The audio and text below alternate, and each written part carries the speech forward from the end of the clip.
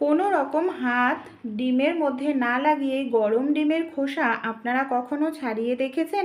এমনই কিছু ছোট ছোট অসাধারণ টিপস আপনাদের সঙ্গে শেয়ার করব। আশা করছি টিপসগুলি যদি অ্যাপ্লাই করেন আপনাদের প্রত্যেক দিনের কাজটাও সহজ হবে। চলুন আজকে টিপস আমরা দেখে নিই।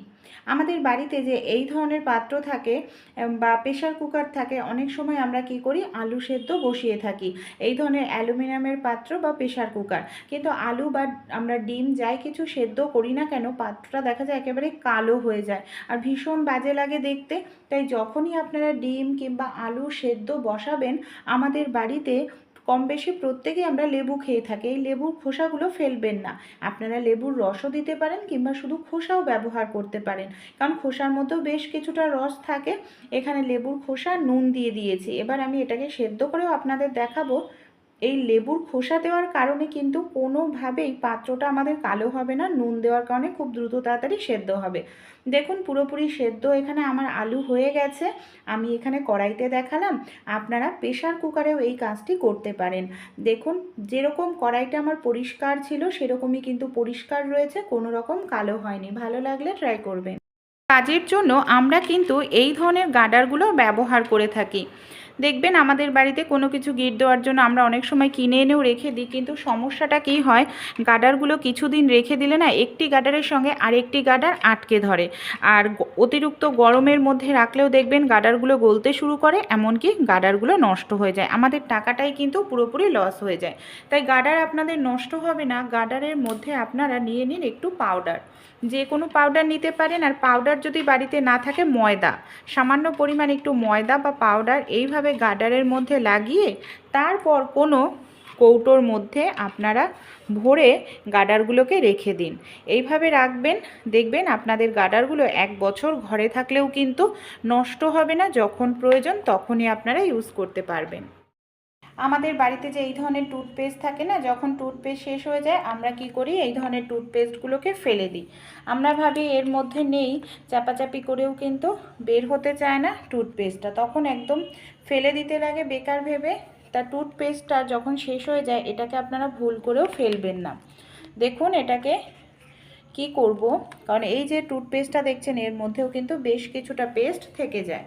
আমাদের বাড়িতে যে কাঁটা চামচ থাকে, এখানে কাঁটা চামচ নিয়ে নেবেন, কাঁটা চামচ দিয়ে এইভাবে বাঁকিয়ে নেবেন একটুখানি, মানে বাঁকানো বলতে এইভাবে প্যাকেটটাকে একটু কাত করে ধরে সামনের দিকে এইভাবে টানতে থাকবেন।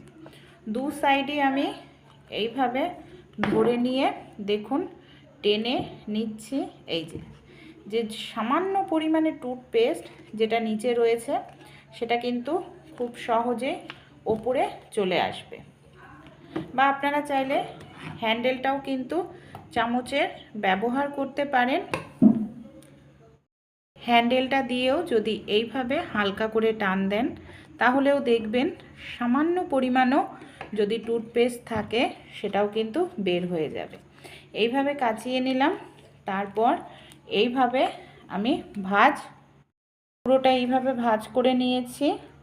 খুলে দেখাচ্ছি, এই দেখুন এর মধ্যে এখনও কিন্তু বেশ কিছুটা টুথপেস্ট আছে, যেটা আমরা আরও 1 থেকে 2 দিন ব্যবহার করতে পারবো। তাই ফেলে না দিয়ে কিন্তু এইভাবেও জিনিসটা ইউজ করলে আমাদের 1 থেকে 2 দিনের বেঁচে যাবে টাকা খরচ হওয়ার থেকে। এই ধরনের মোমবাতি আমরা কম বেশি প্রত্যেকেই জ্বালিয়ে থাকি, কিন্তু অনেক সময় কি হয়, মোমবাতিটা দেখা যায় খুব দ্রুত তাড়াতাড়ি শেষ হয়ে যায়। ছোট্ট একটি টিপস যদি অ্যাপ্লাই করা যায়, মোমের যে আলোটা সেটাও খুব ভালো হবে, এমনকি মোমটা অনেকটা সময় ধরে জ্বলতে থাকবে। এই মোমবাতি, আমাদের বাড়িতে সর্ষের তেল প্রত্যেকেরই থাকে, সামান্য একটু পরিমাণ সর্ষের তেল নিয়ে নিতে হবে। এই যে সামান্য একটু পরিমাণ সর্ষের তেল আমি নিয়ে এই মোমটার গায়ে খুব ভালো করে লাগিয়ে দিচ্ছি।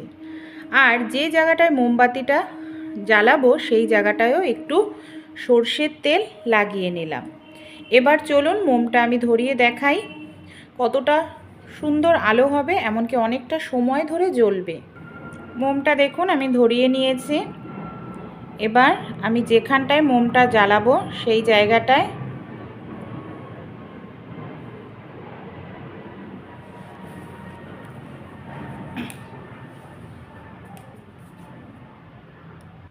এই যে মোমটা আমি জ্বালিয়ে নিয়েছি দেখতে পাচ্ছেন, এই মোমটা কিন্তু অনেকটা সময় ধরে জ্বলবে। আর যেহেতু আমরা নিচে তেল লাগিয়ে নিয়েছি, তাই মোমটা যেখানে পড়বে তেল লাগানোর কারণে খুব সহজেই মোমটা উঠে যাবে, মেজোতে কখনোই আটকে ধরবে না।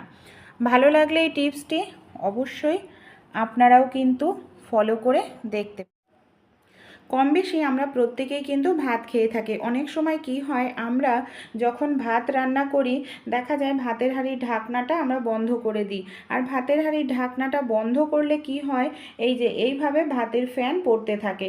ভাতের ফ্যান পড়লে হাঁড়িটাও নোংরা হয়ে যায় আর গ্যাসটাও নোংরা হয়। ঢাকনাটা খুলে রাখলেও কিন্তু গ্যাস খরচা বেশি হয়, কারণ অনেকটা সময় লাগে ভাত হতে। তাই এরকম খুন্তি বা কোনো হাতা ভাতের হাঁড়ির ওপর রেখে ঢাকনাটা উল্টো করে ঢেকে দিন।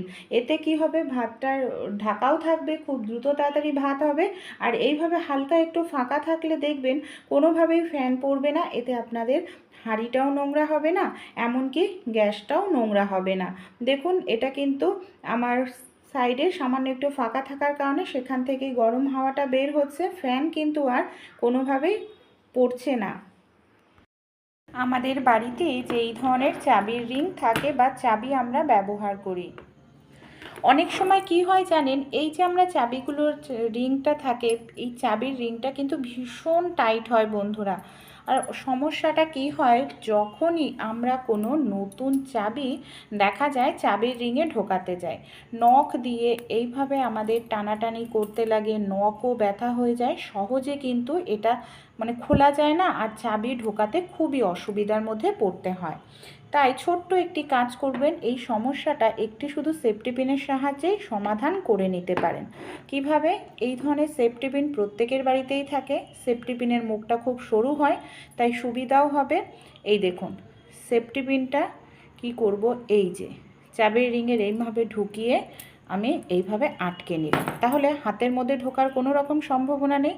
এই দেখুন সেফটি পিনের এই জায়গাটা এরকমভাবে দিয়ে আমরা যে চাবিটা ঢোকাতে চাই সেই চাবিটাকে এইভাবে ঢোকাবো। এবার আমরা সেফটি পিনটা সহজেই খুলে নেব। দেখুন খুলে ফেললাম। এবার কত সহজেই আমরা চাবির রিংটার মধ্যে চাবিটাকে ঢুকিয়ে ফেলতে পারছি। দেখুন আমাদের হাতের নখও ব্যথা হলো না, নখ দিয়ে টানাটানি করার প্রয়োজন পড়লো না। ভালো লাগলে টিপসটি অবশ্যই আপনারাও ট্রাই করে দেখবেন। গরম ডিমের খোসা ছাড়াতে আমাদের অনেকেরই অনেকটা সময় লেগে যায়। খুব দ্রুত তাড়াতাড়ি গরম ডিমের খোসা ছাড়িয়ে নিতে পারবেন যদি আপনারা ছোট্ট একটি টিপস অ্যাপ্লাই করেন। দেখুন ডিমের থেকে এখনও কিন্তু হালকা ধোঁয়া উঠতে শুরু করেছে, ডিমটা একেবারে গরম রয়েছে। আমাদের সবার প্রথমে কি করতে হবে, যে ডিম পাত্রের মধ্যে আপনারা ডিমের খোসা ছাড়াতে চান আগে দেখে নিন কতগুলো ডিম আছে, সেই হিসাবে একটি বড় পাত্র আপনারা নিয়ে নেবেন। তারপর এই পাত্রটাকে আমাদের কোনো থালা বা কিছু দিয়ে এইভাবে ঢেকে নিতে হবে। আমরা কি করব, ঢেকে নেওয়ার পর এইভাবে একটু ভালো করে ঝাঁকাতে থাকবো। এতে কি হবে, ডিমগুলো একটার সঙ্গে একটি ডিম বাড়ি খাবে। আর এইভাবে একটির সঙ্গে একটি ডিম বাড়ি খেলে দেখবেন খুব সহজেই ডিমগুলো খোসা কোনো রকম হাত না লাগিয়েই ছাড়ানো যাবে। এই দেখতে পাচ্ছেন, এই দেখুন কত সহজেই খোসাগুলো আলগা হয়ে গেছে। এমনকি এইভাবে ডিমের খোসা ছাড়ালে ডিমগুলো কিন্তু ভাঙবেও না। এই দেখুন একেবারে দ্রুত তাড়াতাড়ি আপনাদের যত খুশি ডিম আপনারা হাত না লাগিয়ে এইভাবে ছাড়িয়ে নিতে পারেন। দেখুন প্রত্যেকটা ডিমের খোসাই আমার এখানে আলগা হয়ে গেছে। অনেক সময় ডিম জলে ভিজিয়ে রাখতে লাগে, কিংবা ডিমের খোসা ছাড়াতে গেলে দেখা যায় খোসার সঙ্গে বেশ কিছুটা ডিম উঠে আসছে, এমনকি ডিম নষ্ট হয়ে যাচ্ছে।